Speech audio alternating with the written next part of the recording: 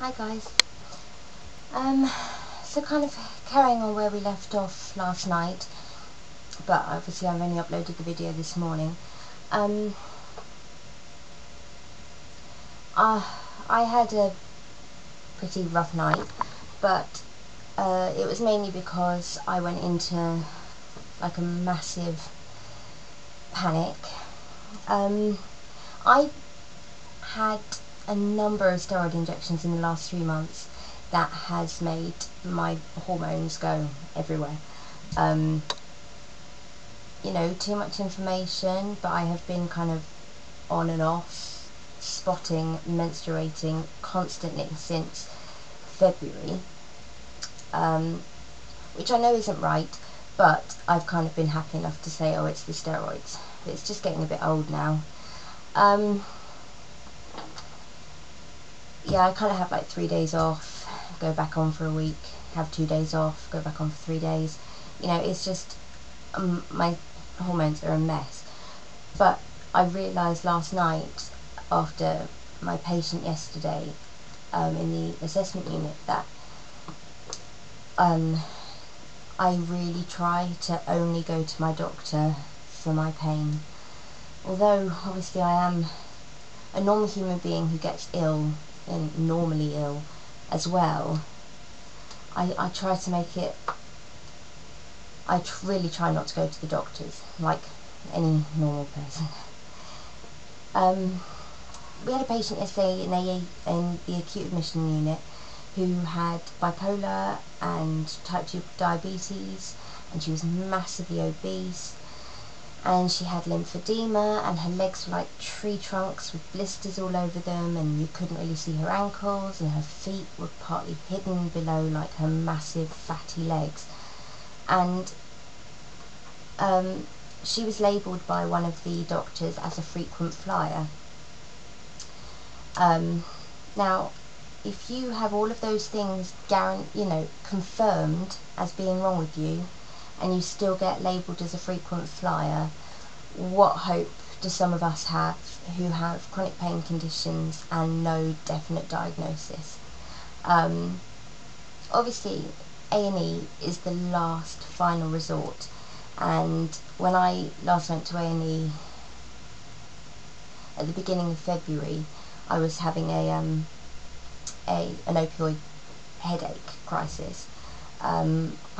I'd got to the point where I couldn't even lay my head on my pillow because my head hurt so much.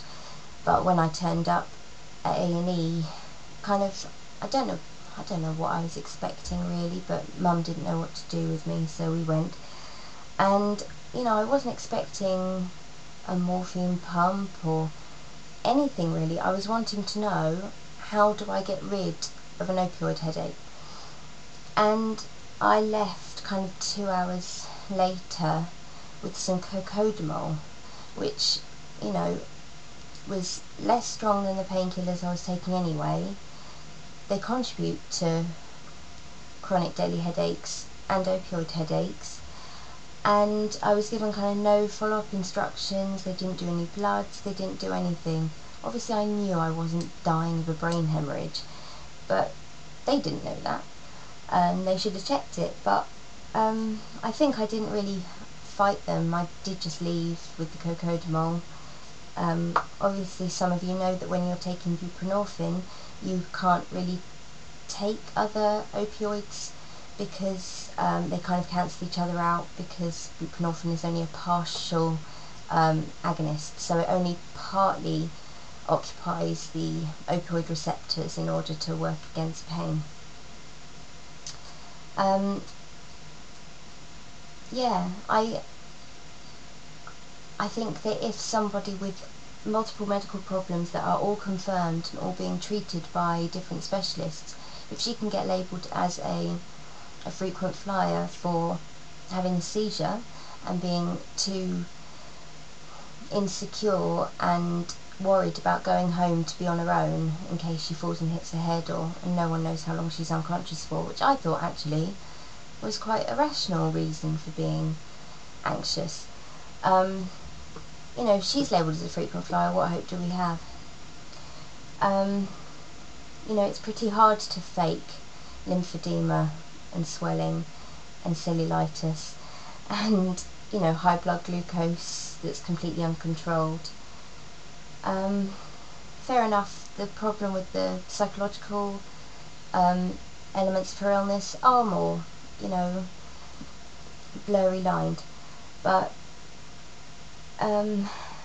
yeah, I felt incredibly scared that I'm going to one day, my GP's going to move away and I'm going to get someone new who's going to just take me off everything and say, well, she hasn't got a diagnosis, why was she on all these medicines, there's no kind of explanation of it,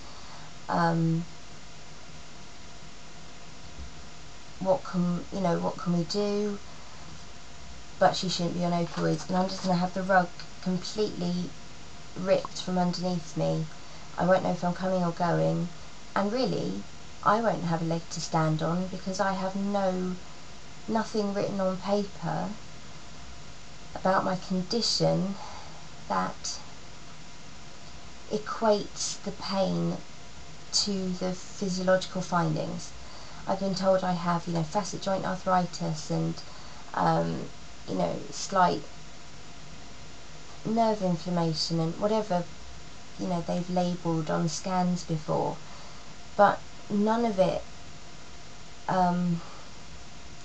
ties up with the amount of discomfort I'm in and the amount of painkillers that I'm taking that are then still not 100%, still not 60% effective.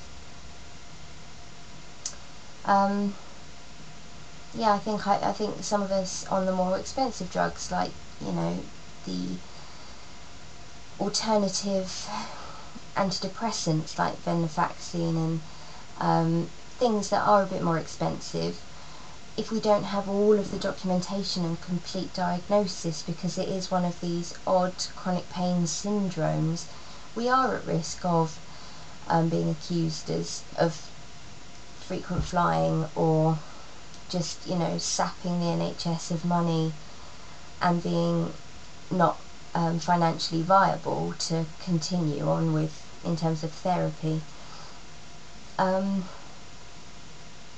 The problem is there seems to be this massive lack of communication between different consultants.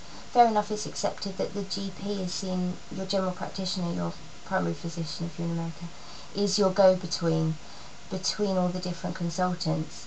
But with the delays in doctor's letters going from clinics back to your GP, and then that information never being passed on to alternative specialists, like the all of my urology studies that I had last year when I was having urinary retention that I was told was neurological.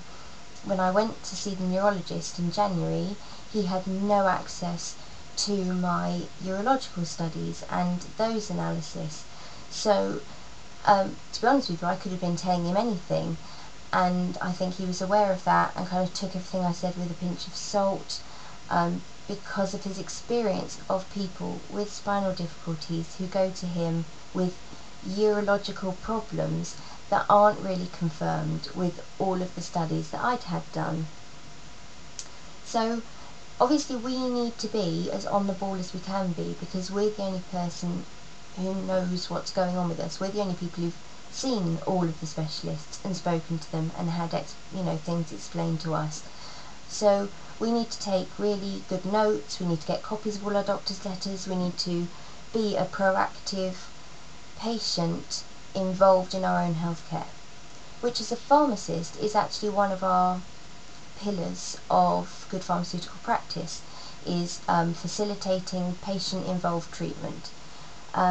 So it is something that's quite important to remember, that we're the only person who knows what's going on truly, so we have to take full responsibility of that and, you know, help ourselves as much as we need the help from the consultants. But this all comes down to, you know, fighting for what we're entitled to. I have a friend who you know, still isn't getting the benefits that she's entitled to, and she doesn't have all of her mobility equipment, and her social services, you know, I can't think. Social services assessment and her occupational therapy and physiotherapy assessments had been kind of in the pipeline because she needed some, tailor-made equipment. And aside from ringing them or emailing them every single day, what else can you do to ensure that you get that care that you are entitled to? Now, we pay our national insurance. If we've worked, we pay our taxes, we pay our contributions, and fair enough, we are still very lucky in this country to have an NHS. But what's the point if the treatment you get is still completely random, based on the needs of the other people around you, the whole postcode lottery buzzword, and that kind of thing. It's only until you make a really loud noise that they actually listen to you at all, because they know that if you sue them, it's going to cost them more money than just sorting you out, fast tracking you. Now, fast tracking is still this insane amount of time. This friend I know has been waiting 3 years for a sling, because currently it's only her mother can lift her. Now, I haven't gained her permission to give you any more details than that, but that is insane, isn't it? That is absolutely insane. Her mother is actually quite elderly because she's adopted, and she's lived a lot longer than people expected her to. So how is that fair that a 74-year-old woman is the only person who can care for her when she has carers in every day to do her washing and bathing, but her mother still has to come in to take her out of the bath or lift her into bed or put her in her chair because she hasn't got this sling that she's been waiting for to be tailor-made? It makes no sense to me. But if she now kicked and screamed and threatened to get a lawyer, or maybe even saw a lawyer and got a lawyer to write like a preliminary letter to her local social services, I'm sure all of these facilities would magically become available, because it would be cheaper to do that than it would pay the legal costs and the compensation involved. So, it can't still, in this age of clever, educated, rational people, still be a case of whoever shouts the loudest gets the treatment.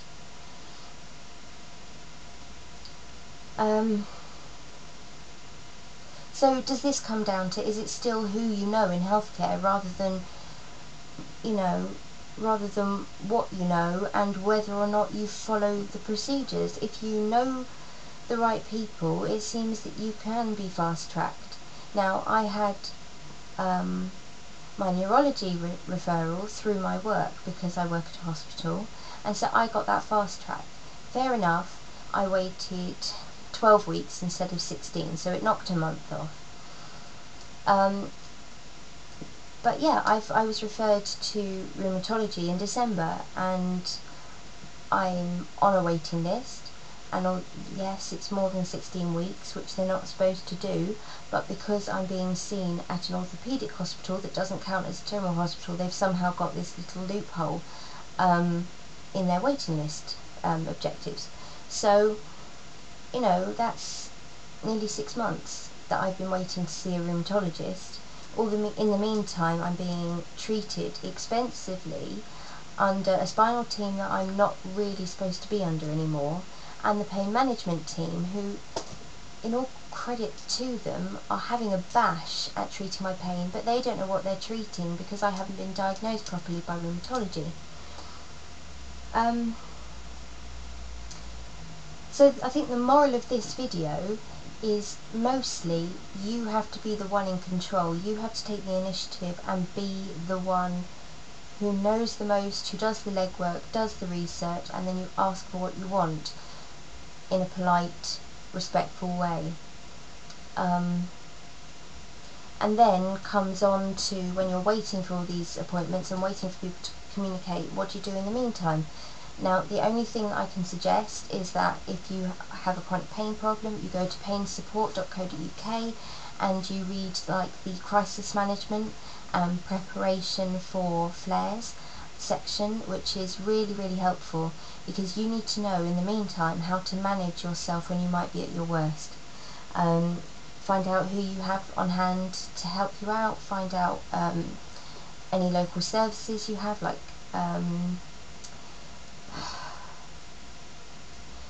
we have a taxi, you know, a volunteer taxi service at our doctor's surgery that you ring a number and they try to link you up with a person in your area who can take you to doctor's appointments if you can't drive anymore, or if you're too unwell to take public transport, that kind of thing. Find out what facilities are in your area, plan, and you know, those who fail to prepare prepare to fail.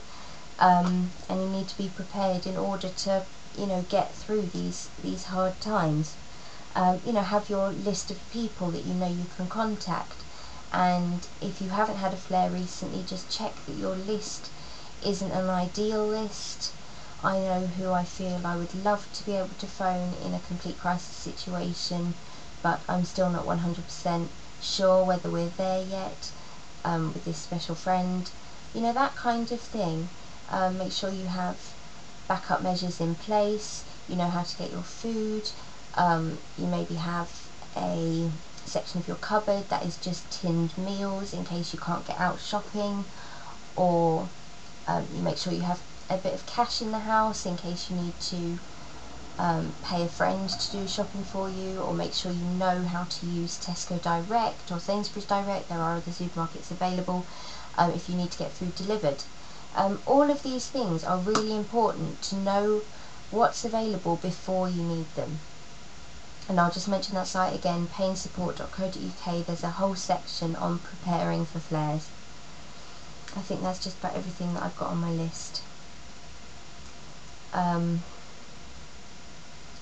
Yeah, so anyway, love and light, and I will be in touch soon. I'm actually now going to go back to bed because I didn't fall asleep till 5 and I got up again at about 7:30. I think that's all I wanted to say. Just things to think about, things to bear in mind. Be proactive, because if you don't push for care, not many of us have people who can push for us, and it's really hard for the people who love us, who are around us, to see us in such discomfort when they don't feel they can do anything, and no one seems to be doing anything. If you ever come across this video, Angela, you know who you are, you know you're loved. And I just want to have my main shout out today to Tiptoechick and witchontherocks for being such inspiration, and theshowwhisperer and charmingpixieflora for kind of really helping me find a bit of direction in a really dark time.